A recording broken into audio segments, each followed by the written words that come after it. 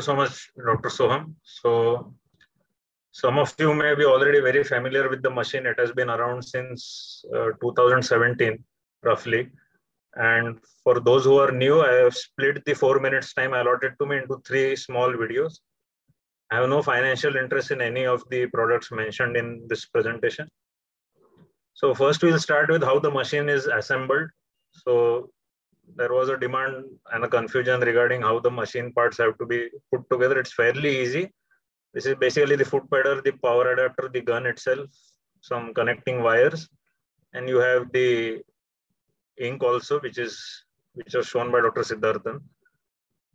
So you have 3 ports. So one is for the power supply, one is for the foot switch, and one is for the gun itself. So it's pretty straightforward. You just put the appropriate parts together in the designated ports.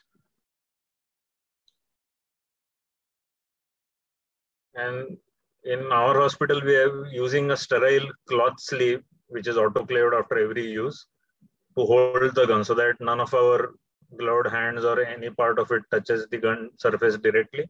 This part is for speed setting. Generally, we keep it around 2 to 3. So I'll just go on to the next. So this video was presented earlier, way back in Caracon, when the gun was newly introduced. So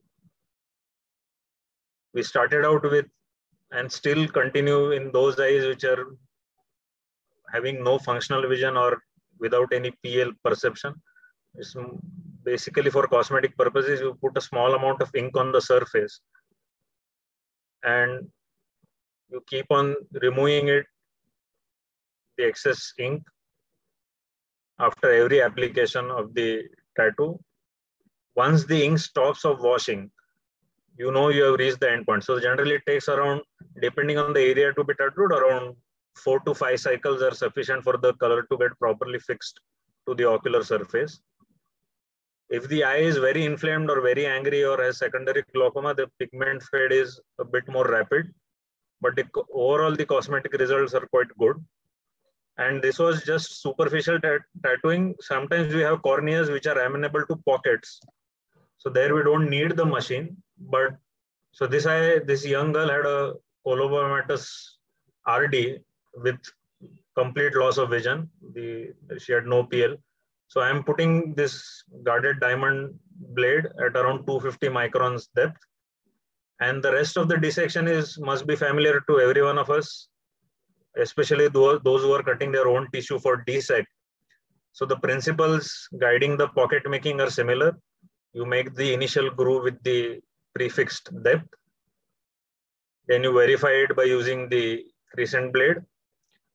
Then you start dissecting into the clear cornea using the crescent and just stop short of the apex.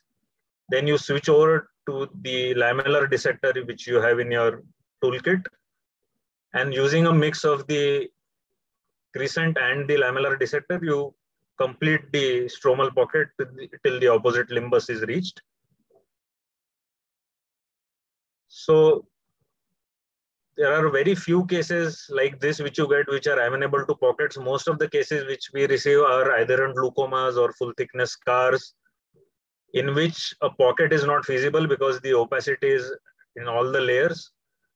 But in cases where the cornea is pristine like this and only the pathology is in the iris level or in the lens matter, and you don't want to do a cataract extraction because of the high chance of the eye going into phthisis, in these cases, the pocket is a very beautiful modality in which you just, as it is being showed, you make a nice pocket, you suture it. So this is the outcome. It gives very good results, and the intraocular procedure is avoided.